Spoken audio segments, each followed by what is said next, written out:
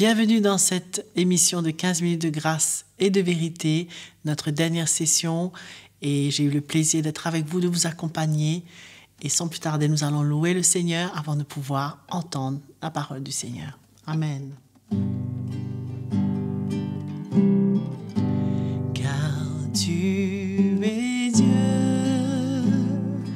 au-dessus de la terre. Tu établis ton trône dans les cieux. Car tu es Dieu au-dessus de la terre. Tu es le roi, tu es le seul Dieu. Dieu de gloire, Dieu de gloire, Dieu de gloire, tu es roi. Nous t'adorons, nous t'adorons, nous t'adorons, ô Seigneur.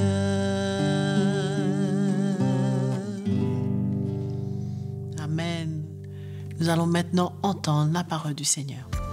Bienvenue mes chers frères et sœurs. Aujourd'hui, c'est notre dernière session. Merci d'avoir été ensemble. Je suis sûr que cela nous a fait du bien. Moi, ça m'a fait du bien.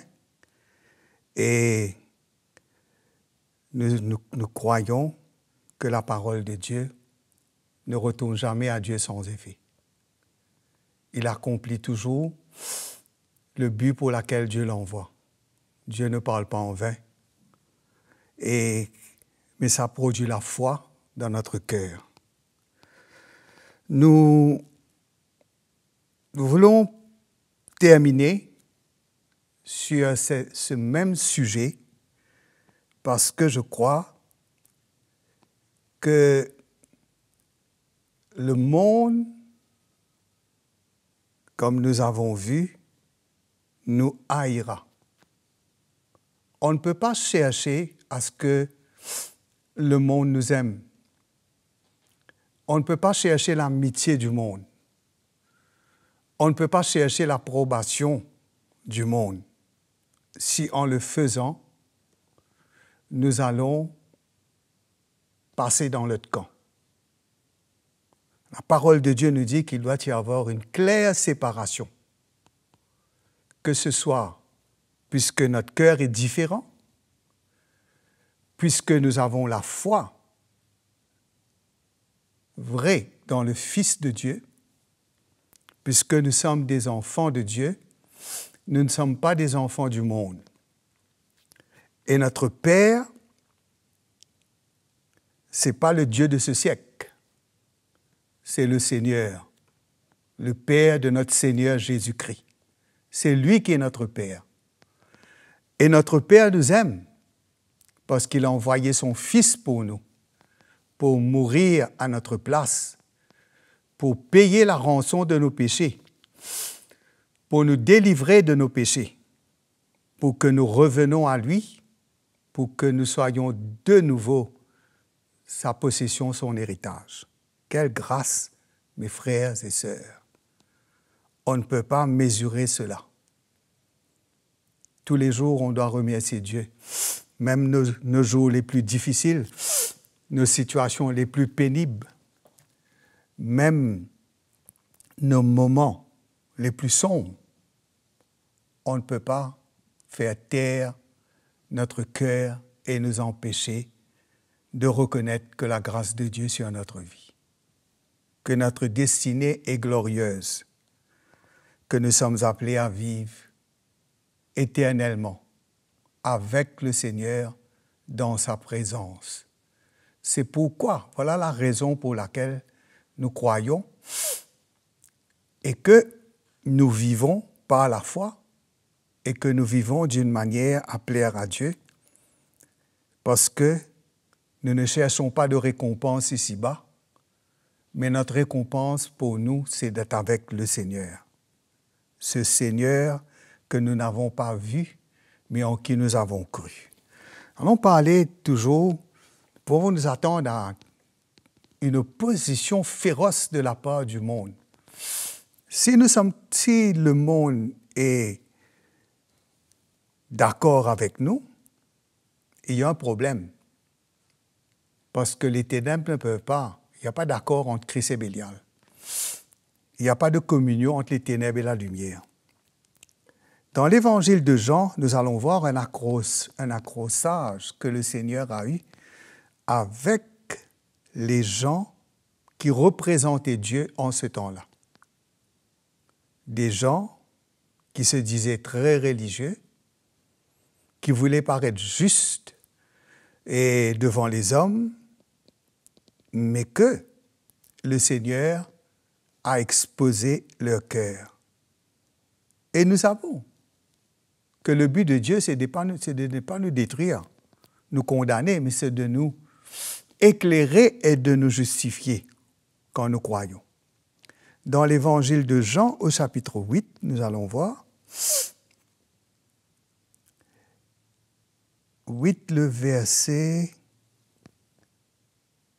37. Oui. Le verset 35. « Or, l'esclave ne demeure pas toujours dans la maison, le Fils y demeure toujours. Si donc le Fils vous a franchi, vous serez réellement libre. » Le Seigneur ne les accusait pas, mais le Seigneur voulait leur montrer le péché qui était dans leur cœur. Et le Seigneur dit, si donc le Fils vous a franchi, c'est là que vous serez réellement libre. Il dit, je sais que vous êtes la postérité d'Abraham, mais vous cherchez à me faire mourir, parce que ma parole ne pénètre pas en vous. Le Seigneur montre clairement que malgré toute leur religiosité et toute leur connaissance des Écritures, le péché demeurait en eux et la parole de Dieu ne pouvait pas pénétrer en eux. Ils ne pouvaient pas recevoir la parole de Dieu parce qu'ils croyaient qu'ils étaient justes et qu'ils n'avaient pas besoin. Le Seigneur Jésus dit, « Je dis ce que j'ai vu chez mon Père et vous faites ce que vous avez entendu. » L'évangile de Jean au chapitre 8, nous allons voir clairement ce qui va en sortir des cœurs des hommes religieux de ce temps-là et la haine qu'ils avaient dans leur cœur et l'opposition qu'ils manifestaient à l'égard du Seigneur. Jésus va dire, ce que j'ai vu chez mon Père, ce que je vous dis, c'est ce que j'ai vu chez mon Père. Si je dis, je vous dis ce que j'ai vu chez mon Père?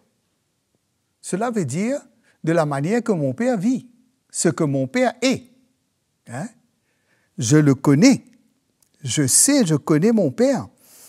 Et ce que je vous dis, j'ai vu chez mon Père, qui veut dire le Seigneur, il parlait de l'amour de Dieu. Il entendait ce qu'il a entendu de son Père, ce qu'il a vu, c'est ce qu'il dit. Qui veut dire, il manifestait le caractère de Dieu, mais il parlait la vérité. Il avait un amour pour les pécheurs, mais la vérité était dans sa bouche comme une épée. Et c'est la vérité qui a suscité cette opposition. Parce qu'il leur disait la vérité à leur sujet. Parce qu'il connaissait leur cœur. Et il va dire, vous faites ce que vous avez entendu de la part de votre Père. Il veut dire tout ce que les gens font, c'est de la nature du diable. Les gens qui sont sans Dieu. C'est ce qu'ils entendent. C'est la nature qui les anime. C'est le caractère qui les anime. Et le Seigneur, il répondit à Jésus, mais notre Père, c'est Abraham. Mais Jésus a dit, si vous étiez enfant d'Abraham, vous ferez les œuvres d'Abraham. Il dit, Abraham était le père de la foi. Si vraiment il s'identifie avec Abraham, ils ne peuvent pas opposer le Seigneur. Hein? Ils auraient fait les mêmes œuvres qu'Abraham a fait, parce qu'Abraham, c'était les œuvres de la foi. Hein? Abraham a été justifié par la foi et les œuvres de la foi. Et le Seigneur va dire, mais maintenant vous cherchez à me faire mourir, moi qui vous ai dit la vérité que j'ai entendue de Dieu. C'est ça qui est important, mes frères et sœurs. On doit entendre la vérité de la part du Seigneur. C'est la vérité que nous avons besoin d'entendre et que nous devons pratiquer. Et c'est cela qui va confronter le monde. Et c'est cela qui va, comme pour Jésus, il cherchait à le faire mourir. Il cherchait à le faire mourir. Et là, c'est la conversation qui va continuer. Jésus va leur dire carrément, vous êtes des enfants du diable, c'est le diable qui est votre père. Alors, que nous devons nous attendre à l'opposition. Nous devons nous attendre à l'attaque de la part de l'ennemi qui va chercher à attaquer notre foi, mais nous avons vu que la grâce de Dieu est avec nous, frères et sœurs. Si nous retenons fermement la confession de notre foi, si nous demeurons fidèles, si nous demeurons dans la parole de Dieu, et si nous faisons confiance au Seigneur, notre vie sera une vie agréée par Dieu, désapprouvée par le monde. Haïe par le diable, mais aimée par Dieu. Dieu, nous allons connaître l'amour de Dieu. L'amour de Dieu sera avec nous. L'amour de Dieu sera avec nous. Notre amour pour Dieu nous poussera, notre foi en Dieu nous amènera, comme l'Apocalypse nous dit, de ne pas aimer notre vie jusqu'à craindre la mort. Ça veut dire le traitement que le Seigneur a eu, que tous les prophètes, que tous ceux qui ont marché avec Dieu, et pieusement, ils ont été rejetés par le monde. Nous n'avons pas besoin de pleurer quand le monde nous rejette. Nous n'avons pas besoin de nous inquiéter. Nous n'avons pas besoin de nous plaindre. C'est un signe. Je ne dis pas que nous cherchons des persécutions, nous empêchons les gens de dormir, nous prions fort et nous faisons toutes sortes de bruits pour déranger les gens, et nous provoquons la persécution. Et puis il nous dit qu'il nous persécute. C'est vraiment pas ça.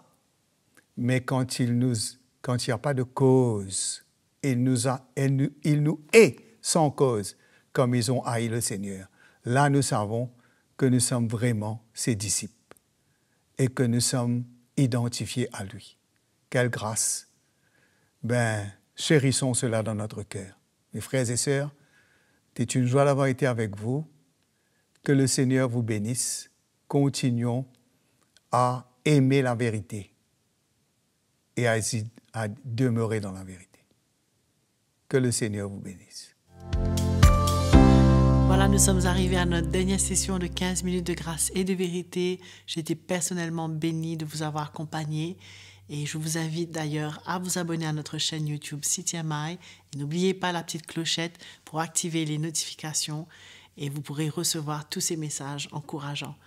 Si vous avez des questions, vous avez des commentaires, même un témoignage, n'oubliez pas que vous pouvez nous envoyer tout cela sur l'adresse qui est affichée à l'écran.